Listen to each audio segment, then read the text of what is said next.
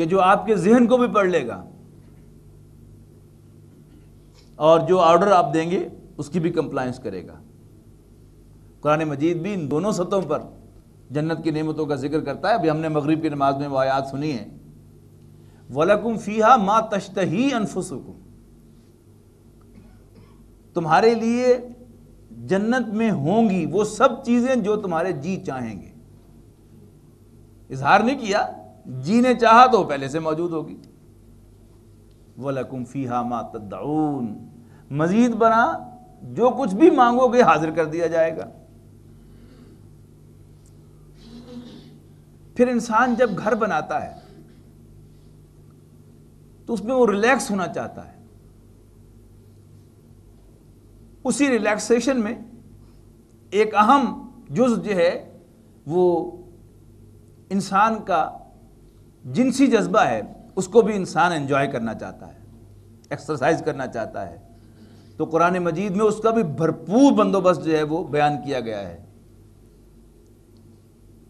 کہ وہاں پر تمہارے لیے اس اعتبار سے بھی بھرپور بندوبست ہوگا۔ مزید برآں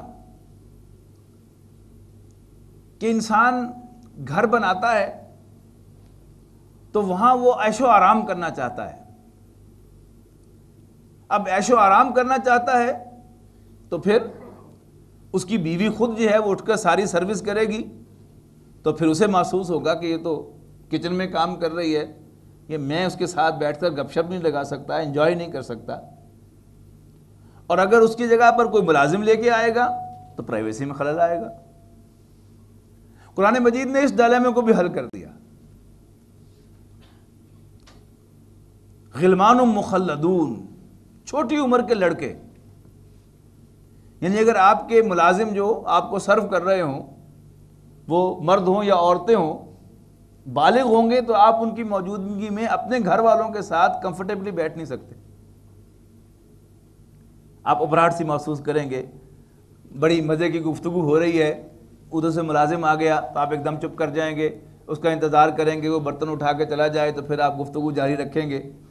لیکن اگر کوئی بچہ ہوگا سرو کرنے والا تو وہاں آپ کو یہ پرابلم بھی نہیں ہوگی۔ قرآن مجید نے اس کو بھی مینشن کیا ہے، وَيَطُوفُ عَلَيْهِمْ غِلْمَانٌ لَهُمْ۔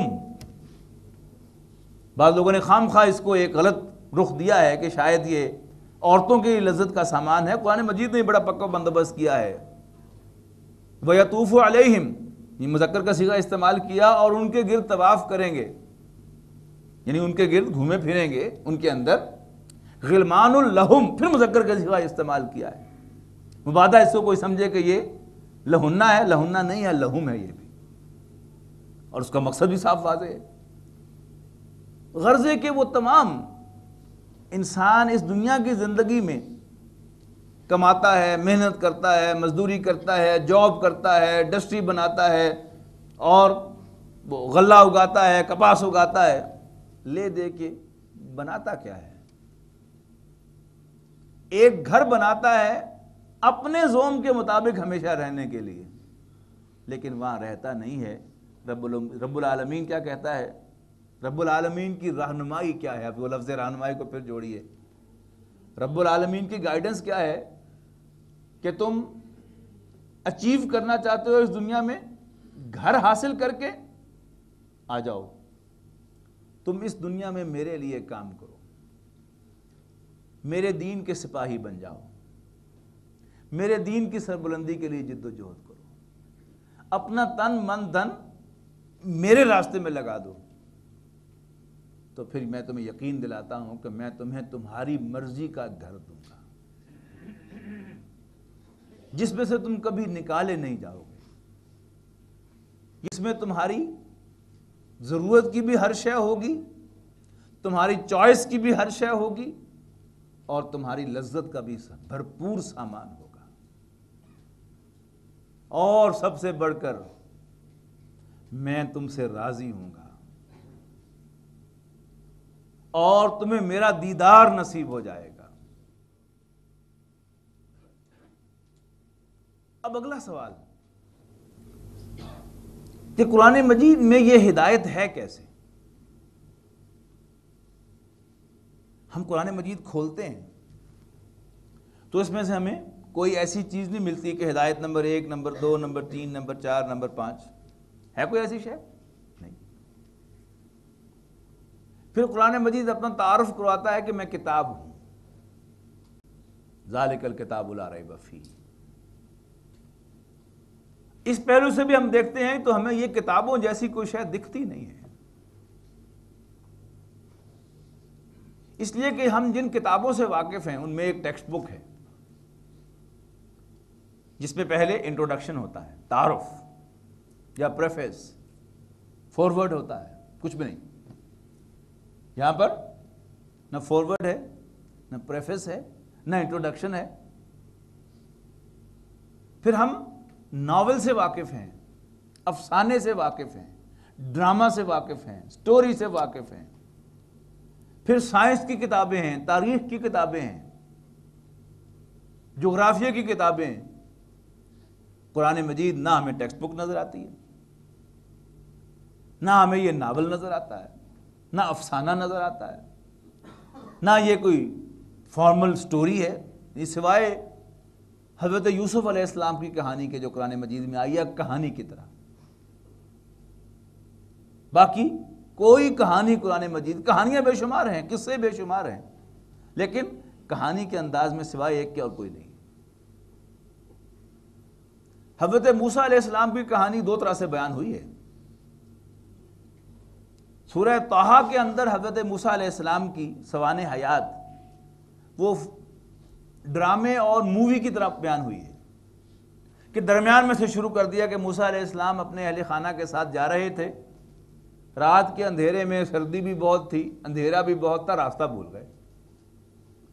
دور پہاڑ پر انہیں کچھ روشنی نظر آئی تو انہیں اپنی اہلیہ محترمہ سے کہا کہ تم یہاں ٹھہرو، معلوم ہوتا ہے کہ وہاں کچھ لوگ بیٹھے آگ سیک رہے ہیں، میں وہاں جاتا ہوں، ان سے گائیڈنس بھی لیتا ہوں، راستہ بھی پوچھتا ہوں، اور تمہارے لیے بھی کوئی انگارہ لے کر آتا ہوں کہ تم بھی تاپ لو۔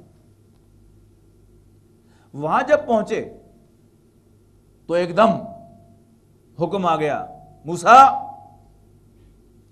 اتار دو اپنے جوتے، تم پاک وادی میں ہو، انی انا اللہ رب العالمین، بلا شبہ میں اللہ ہوں تمام جہانوں کا رب۔ اور پھر حکم دیا کہ اپنا عصا زمین پر پھینکو۔ انہوں نے پھینکا تو اژدہا بن گیا، ڈر گئے، نہیں پکڑ لو، پکڑ لیا، پھر عصا بن گیا۔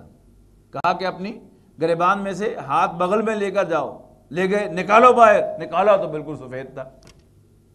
کہا یہ دو نشانیاں لے کر جاؤ فرعون کے پاس، وہ سرکش ہو رہا ہے، اس سے یہ جا کر کہو۔ حضرت موسیٰ نے عرض کی کہ رب العالمین میں تو ان کا ایک جرم کر چکا ہوا ہوں، اندیشہ ہے تو وہ مجھے دیکھتے ہی قتل کر دیں گے، تو کیا ہی اچھا ہو کہ تو میرے بھائی ہارون کو بھی میرے ساتھ شامل کر دے۔ تو اللہ نے کہا جاؤ، تمہاری یہ سفارش قبول کی جاتی ہے۔